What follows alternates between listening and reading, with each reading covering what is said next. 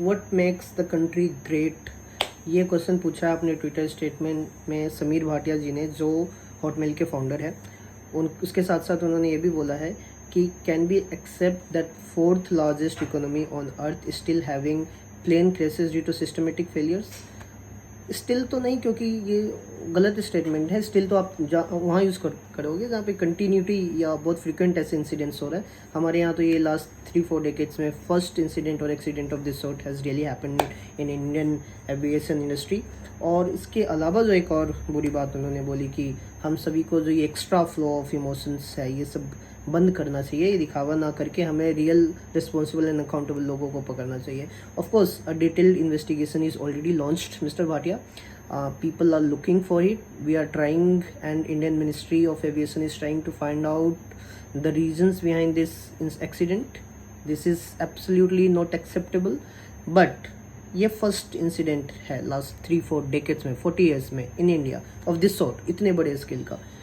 ऐसे बुरे और बड़े एक्सीडेंट को आप और बाकी सारे और भी बहुत सारे लोग सोशल मीडिया पे यूज़ कर रहे हैं एंटी इंडियन रिमार्क्स के लिए, और ये बताने के लिए कि कितना इनकम्पिटेंट हैं इंडियन और इंडियन पायलट्स हम ऑपरेट करने के लिए, प्लेन्स और फ्लाई करने के लिए।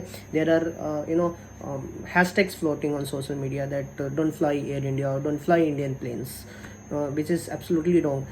We have lost 160 citizens of ours. Majority of them were Indian citizens, और जो Indian citizen नहीं भी थे, जो foreign nationals भी है, almost all of them, और majority of them were of Indian origin only, right? And most of them had Indian families. So we are in pain, we are in grief, we are in sorrow. We have lost our citizens. India is praying for them.